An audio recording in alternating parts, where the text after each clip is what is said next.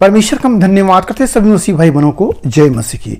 मेरे प्यारों, आइए प्रभु का वचन सुने और अपने जीवन में जो भी दुख परेशानियां है प्रभु के हाथ में सौंप देखे। आ जाने प्रभु की दया हो और आप वचन सुनते सुनते भले चंगे हो जाए। तो जो लोग ने कृपया इस चैनल को सब्सक्राइब कर दिए। तो मेरे प्यार, मैं आज का वचन लाया हूँ आशीष, कल्याण।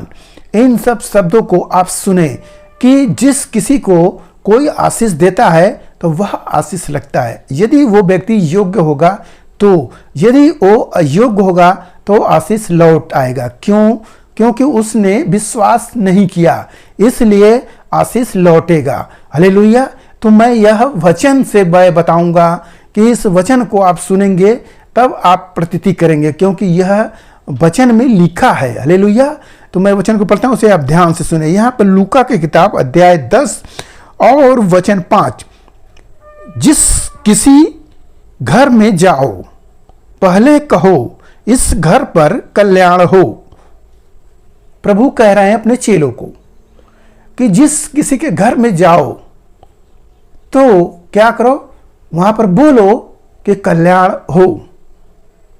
हालेलुया। अपने चेलों को प्रभु ये बता रहे हैं कि जिस घर में तुम प्रवेश करना तो उस घर के लोगों से कहना कल्याण हो।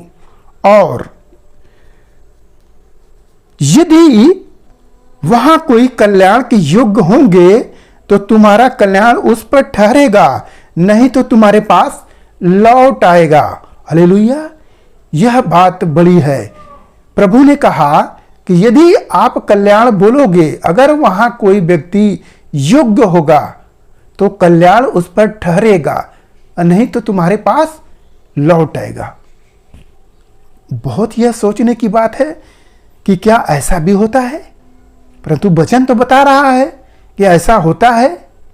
मेरे प्यारों, आप देखेंगे सारपत नगर में एक विधवा है और आज उसके पास खाने को एक दिन का भोजन बचा है, क्योंकि सारे सब जगह अकाल पड़े हैं, कहीं भी खाना नहीं है।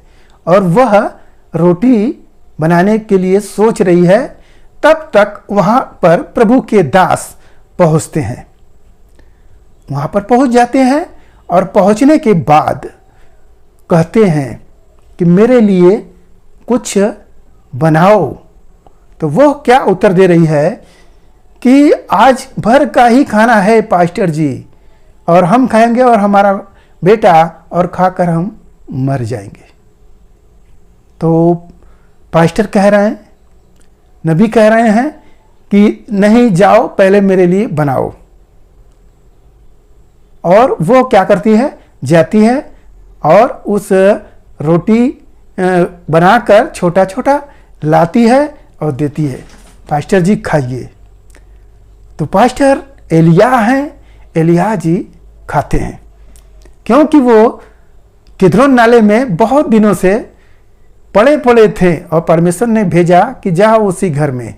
तब उस घर में ये जाते हैं प्रभु के वचन के अनुसार, और जाने पर खा लेते हैं।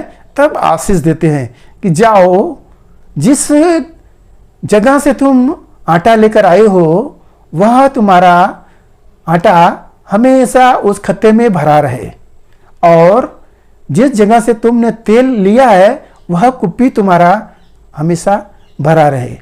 हालेलुया। यह आशीष देते हैं और देकर चले जाते हैं। और वहां पर वो क्या करती है, सोचती होगी मन में क्या, चलो भाई पास्टर जी आशीष दिए हैं, चलो ठीक है। और जब अंदर जाती है तो देखती है कि वो आटा पूरा लबालब भरा है, और वो क्या करती है, अपने खाती है, और लिखा है कि उसका घराना भी खाता है। कब तक? जब तक सूखा पड़ा रहता है, अकाल जब तक खत्म नहीं होता है तब तक उसका तेल और उसका आटा खत्म नहीं होता है। हालेलुया। क्योंकि वह इसके योग्य थी, उसे जरूरत थी, उसको चाह था कि हमें मिल जाता। वह अंतिम दिन था। मेरे प्यारों, यहां पर प्रभु कह रहे हैं कि यदि यो योग्य होगा, अगर उसको जरूरत होगी कि मेरे लिए प्रार्थना करो, मेरे लिए प्रार्थना करो पास्टर जी, हम चंगे हो जाएं, यदि वो चाह होगी उसकी, तो निस्संदेह वह व्यक्ति चंगा होगा। यदि वो अनकमन सोच रहा है कि पता नहीं चंगा होंगे नहीं होंगे, या पास्टर बड़े पास्टर नहीं है छोटे पास्टर हैं, अगर मन में कुछ भी संदेह करेगा तो चंगाई नहीं होगा। तो जो वचन लिखा गया है कि तुम्हारा कल्याण, तुम्हारा यदि योग्य होंगे तो ठहरेगा, नहीं तो तुम्हारे पास लौट आएगा। हालेलुया। तो यह वचन सिद्ध होता है कि जब भी आप किसी घर में जाएं, अगर पास्टर हैं, विश्वासी हैं, तो उस घर पर कल्याण बोले कि उन लोग गरीब हों तो उन लोगों का कल्याण हो जाए, अगर वो बीमारी में हो तो लोग चंगे हो जाए। जो कुछ भी हो आप ऐसा बोले। अगर उनकी चाह होगी तो निसंदेह आपका बोला हुआ शब्द उन पर लागू होगा। हालेलुया। क्योंकि यह आशीष का वचन है मेरे प्यारो। प्रभु ने जो बोला है वह होता है। हालेलुया। आज के इस वचन से आपको पता हो गया, आशीष फलता है जब कोई लेने वाला योग्य हो तब। हालेलुया। मेरे प्यारो, आज के इस वचन से जो कुछ मिला उस पर ध्यान करें, प्रभु आपको आशीष देंगे। आइए आपके लिए हम प्रार्थना करें।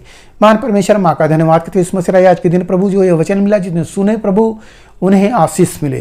हे मेरे राजा, आज का वचन था पिता परमेश्वर कि यदि हालेलुया जो कल्याण बोले, अगर कल्याण लेने के योग्य होंगे तो तुम्हारा कल्याण उन पर ठहरेगा, नहीं तो तुम्हारे पास लौट आएगा।